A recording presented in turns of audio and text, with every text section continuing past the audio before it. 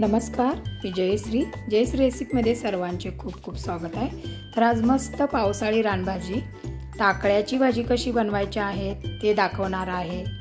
तर पाहूया त्यासाठी काय लागले साहित्य आणि कशी बनवली आपण टाकळ्याची भाजी त्याचा संपूर्ण व्हिडिओ।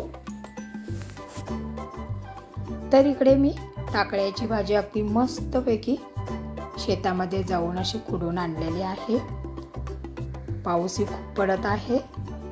माशा ह्या भाज्या ह्या पावसाळ्यातच मिळतात आपल्याला। अगदी औषधी आहे ही, सर्वात औषधी ही टाकळ्याची भाजी आहे। म्हणजे ज्या रानभाज्या आहेत त्यातील ही एक सर्वात जास्त अधिक औषधी भाजी आहे। म्हणून ही दरवर्षी पावसाळ्यात आवर्जून एकदा तरी खावीच। ही भाजी स्वच्छ 2-3 वेळा धुतली आणि त्यानंतर माशी ही फक्त पानं घ्यायची, याचे देठ सर्व आपण असे काढून घ्यायचे। तर इकडे अशा पद्धतीने सर्व भाजी मी अशी साफ केलेली आहे। आता ही भाजी आपण चिरून घेऊया। तर बारीक अशी ही भाजी आपण आता चिरून घ्यायची। भाजी चिरल्यानंतर गरम पाणी ठेवा। गरम पाण्यामध्ये ही सर्व भाजी घाला। गरम पाण्यामध्ये भाजी घालायची आणि ती थोडीशी 4 ते 5 मिनिटं अशी भाजी शिजवून घ्यायची, कारण तो भाजीचा तुरटपणा असतो, म्हणून ही भाजी आपण शिजवून घ्यायची। तर याच्यावरती झाकण ठेवलं। 4 ते 5 मिनिटात आपली भाजी आता छानपैकी इकडे शिजलेली आहे। आता हे सर्व पाणी आपण काढून टाकायचं। एका चाळणीमध्ये ही सर्व भाजी मी आता घेतलेली आहे आणि सर्व पाणी आता त्याच्यातलं निघालेलं आहे, म्हणजे ते तुरट पाणी आहे ते पूर्ण गेलेलं आहे।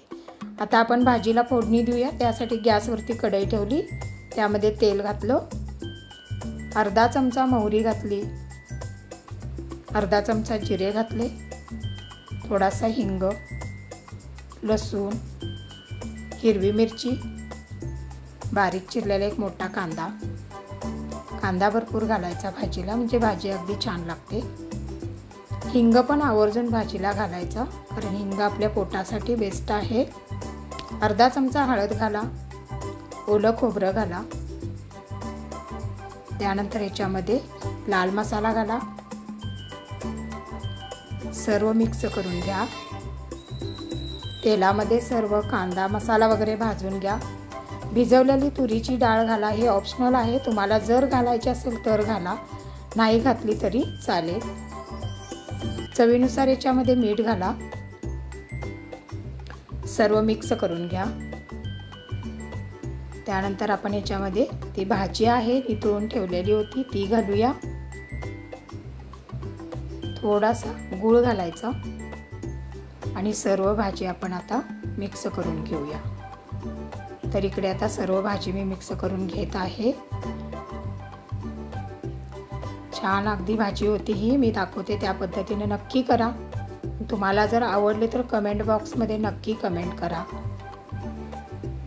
तर इकडे आता सर्व भाजी मिक्स करून झालेली आहे। आता याच्यावरती आपण झाकण ठेवूया। तर 1-2 मिनिटासाठी झाकण ठेवते। तर पहा 2 मिनिटात छानपैकी आपली ही भाजी आता शिजलेली आहे आणि कलरही आपल्या भाजीचा आता चेंज झालेला आहे, म्हणजे आपल्याला समजतं आपली भाजी छान शिजलेली आहे। आधीच आपण ही भाजी वाफवून घेतलेली आहे, त्याच्यामुळे जास्त वेळ या भाजीला शिजायला लागत नाही। तर कशी वाटली ही माझी टाकळ्याची भाजी रेसिपी?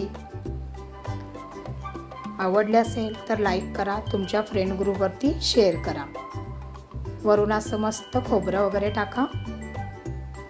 आणि माझ्या चॅनलवर जर तुम्ही नवीन असाल, सबस्क्राईब केलं नसेल तर लगेचच सबस्क्राईब करा आणि सर्वात महत्त्वाचे खात राहा, आनंदात राहा।